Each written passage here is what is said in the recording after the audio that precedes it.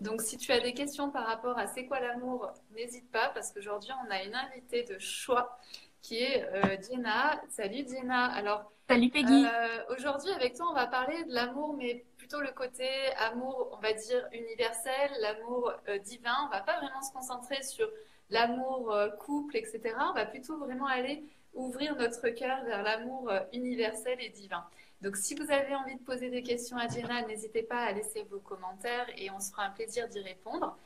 Et Jenna, bah, j'aimerais déjà que tu commences par te présenter, dire qui tu es.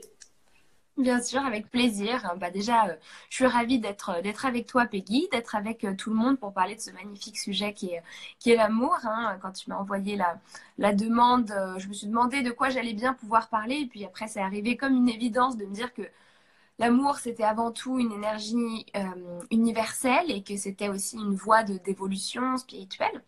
Donc pour me présenter, donc je suis Jenna Blossoms. Je suis coach et enseignante en développement personnel et spirituel. Je suis auteure notamment du livre Trouver et réaliser votre mission de vie, d'un prochain livre aussi qui arrive bientôt.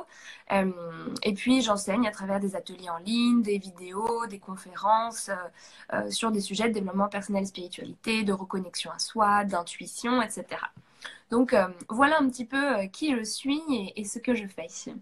Merci Jenna. Alors déjà, avant de parler dans l'universel, etc., j'aimerais que tu me dises ce que c'est que pour toi l'amour, déjà dans l'amour, on va dire incarné. À quoi ça représente? Qu'est-ce que ça représente pour toi? Alors, l'amour incarné, pour moi, c'est d'être capable de ressentir dans son cœur, et pas uniquement de penser à l'amour, mais vraiment de ressentir dans son cœur ce que c'est que l'amour universel. Alors, je suis enrhumée, donc je suis désolée, le nez qui coule et les yeux qui pleurent. C'est l'émotion de parler de l'amour, donc vous m'excuserez si j'ai l'œil un petit peu scintillant, c'est que j'ai les canaux lacrymaux bien ouverts. Euh, et donc,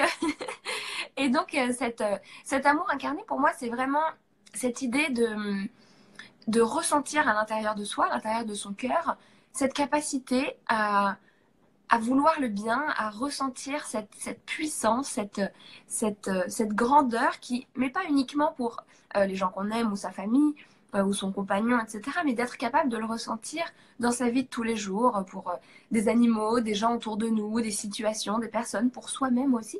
C'est vraiment d'être capable de... C'est un ressenti profond qui vient, qui existe dans le cœur, qui s'inscrit dans le cœur. Pour moi, c'est véritablement ça l'amour incarné. Et c'est d'être, du coup, par cette présence de l'amour à l'intérieur de soi, de son cœur, d'être capable d'agir en accord avec ça, d'être capable de, de poser des actions qui sont mues par l'amour, qui proviennent de l'amour. Et c'est pas uniquement des choses de l'altruisme, être Mère Teresa, etc. Mais ça peut être présent pour les autres, écouter, faire un compliment, dans l'amour pour soi aussi, prendre du temps pour soi, faire des choses que l'on aime, être dans sa joie, euh, faire un câlin à quelqu'un. Bien sûr, ça, c'est des choses auxquelles on peut penser, mais c'est vraiment agir par amour. Et parfois, l'amour aussi peut prendre des formes de fermeté, hein, n'est pas forcément amour mièvre, douceur, bisounours. Hein, c'est agir par amour, ça peut être des grandes décisions très profondes. Donc, voilà ce que serait pour moi l'amour incarné. Ok. Et donc, est-ce que pour toi l'amour incarné, c'est la même chose que l'amour divin? Euh, Oui, à des niveaux différents. C'est-à-dire que pour moi, l'amour divin, c'est l'amour dans sa plus grande réalité, dans sa plus grande présence, dans son essence la plus puissante. Et nous, l'amour incarné, on est comme une particule de cet amour et qu'on vient tendre pour retrouver l'amour divin. Non pas qu'on l'ait perdu, mais on n'y est pas connecté en permanence, hein, loin de là d'ailleurs. Sinon, il ne se passerait pas tout ce qui se passe sur notre Terre, on n'aurait pas de problèmes, de guerre, de conflits, et même de conflits intérieurs, hein, de douleurs, de maux, de maladies, etc. Donc, on est, nous, ces particules d'amour incarné, qu'on a souvent oubliées d'ailleurs, parce qu'on s'est déconnecté ce grand amour, on est en chemin vers cet amour divin, qui pour moi représente l'amour le plus essentiel en fait, le plus grand, le plus puissant, celui qui est à l'origine de notre création et celui vers lequel on tend tous finalement. Hmm. Et puis, quand on a préparé ce live, tu m'as dit il y a des choses en fait qui peuvent entraver cet amour. Est-ce que tu peux nous dire pour toi ce qui peut entraver cet amour universel, cet amour plus grand que soi. C'est ça, parce qu'on est dans cette déconnexion en fait à cet amour. En fait, on, on crée des blocages entre nous et cette immense énergie qui est là partout, tout le temps, tout autour de nous. C'est pas quelque chose de tangible, mais c'est quelque chose qui traverse tout ce qui est. Euh, et notamment le vivant, donc notamment nous. Et du coup, cet amour divin, on a oublié déjà, donc une des premières entraves, j'aurais envie de vous dire, c'est qu'on a oublié la capacité à s'y connecter, on a oublié qu'il existait, on a oublié qu'il était à disposition. Donc ça, c'est une première entrave. Et puis ensuite, il y a le rejet, hein, par exemple le rejet de soi, quand on n'arrive pas à s'aimer, quand on rejette des parties de soi, quand on rejette des parties de son être, hein, parce que souvent elles sont pas assez belles, elles sont douloureuses, elles sont négatives, elles sont dérangeantes. Par rapport à cette entrave-là, c'est vraiment, on oublie de voir que derrière notre être et derrière chaque personne, chaque chose, tout ce qui est, il y a du divin derrière. Et il y a une manifestation de l'amour divin.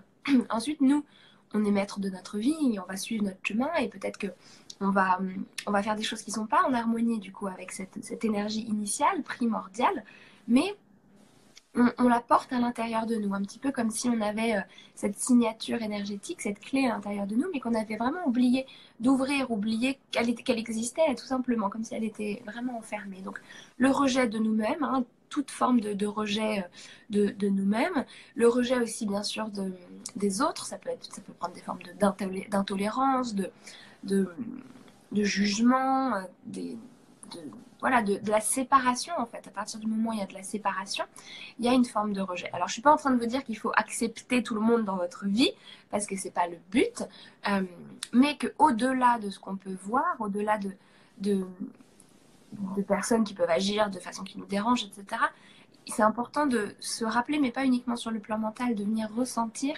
qu'il y a derrière une création de l'amour aussi universel qui est en mouvement, et peut-être qu'on ne la comprend pas, peut-être qu'on n'est pas forcément sur les mêmes vibrations, pas forcément alignés, mais pourtant elle existe quand même.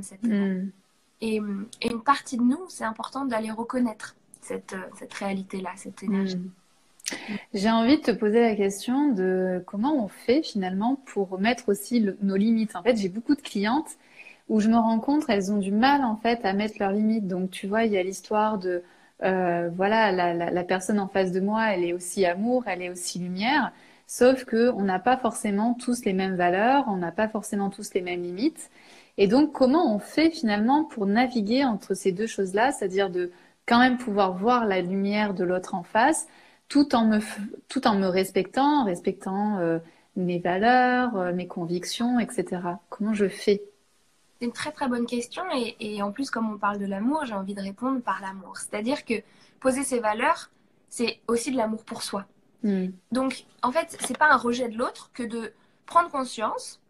En fait, on associe souvent le rejet, l'intolérance et du coup décider de ne pas continuer avec certaines personnes dans notre vie et on associe ça à de l'égoïsme ou à du manque de compassion, etc. Mais il existe une autre position qui est celle de, par amour pour moi et par respect de mon être et même de ma vie, de ma famille, enfin c'est pas uniquement de soi en fait, par amour toujours, il est mieux pour nous que je pose mes limites, c'est-à-dire que je me respecte et en me respectant, je te donne l'opportunité aussi de me respecter et de voir que je suis aussi un être complet et donc que je n'ai pas besoin de me plier à toutes les attentes ou les besoins de l'autre. Et c'est pour ça que c'est important et on peut le faire, ce positionnement, poser ses limites tout en étant dans l'amour pour l'autre, c'est-à-dire tout en comprenant que cette personne-là en face, on la respecte en tant qu'être humain, on souhaite aussi son bonheur, etc. à long terme, mais c'est pas à vous d'avoir la responsabilité du bonheur de l'autre. Et ça, c'est hyper important.